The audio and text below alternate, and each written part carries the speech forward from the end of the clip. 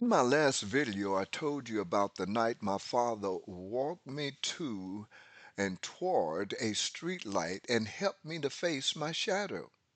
I told you that fear is almost never what it seems on the surface, that beneath every fight or flight moment lies a deeper signal worth paying attention to.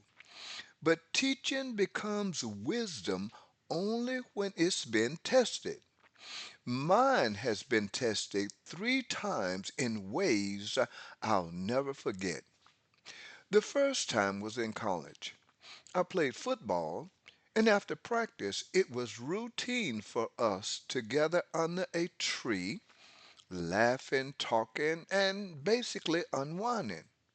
On one particular afternoon, a teammate walked up to me with something entirely different on his mind. He looked at me and said, Herman, I'm going to kick your ass. Understand now, I had no history with this man, no argument, no tension, nothing. The words came out of nowhere. Every teammate standing around us felt quiet, waiting for what was about to happen. The air shifts the way it does right before something serious unfolds. And something inside me shifts too, but not toward anger, not toward fear. I looked at him calmly and said, I don't have a problem with that. But remember, to get some, you got to bring some. But before we go any further, help me understand. What exactly will we be fighting about? And then I waited. He had nothing. The crowd that had been gathered, expecting a brawl, watched something they didn't anticipate. A man disarmed not by force, but by a single honest question. Nothing happened that day because the moment I refused to be drawn into the reaction he expected, the entire situation lost its energy. My papa's lesson held tight. The second test came years later on a Saturday morning along the Potomac River Trail, one of the most beautiful stretches of path that's between Mount Vernon and Washington, D.C. If you've ever ridden or jogged that trail, you know it draws a crowd on the weekends.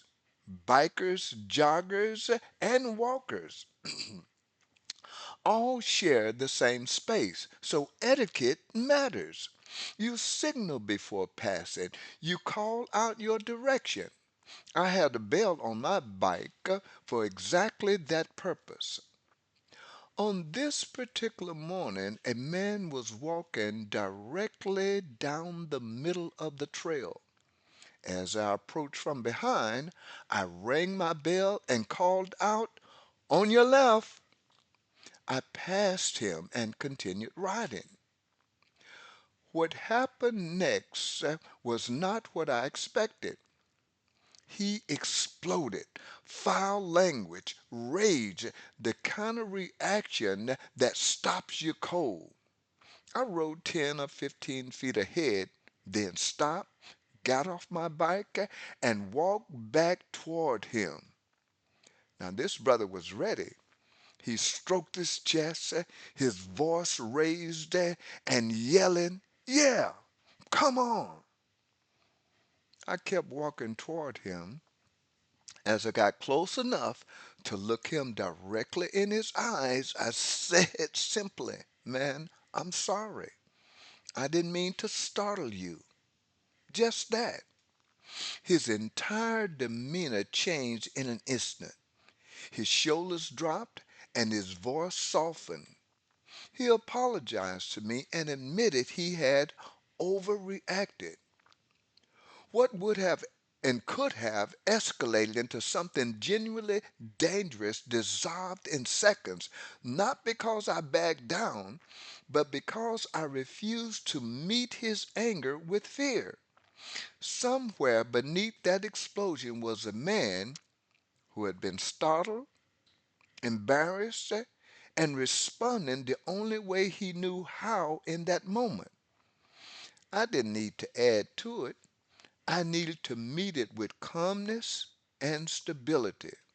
As you can see, Papa's lesson held tightly once again. However, the third test, the one that penetrated the deepest, was the one that reached the furthest. Children are naturally soft and cuddly when they're young. As they grow, they begin to push against boundaries, not always understanding that those boundaries exist to protect them, not to confine them. My youngest son was no exception. By the time a particular situation arose, he was bigger and stronger than me, no doubt about that. Something between us had to be addressed, so I proceeded directly to him, and his response was to push me.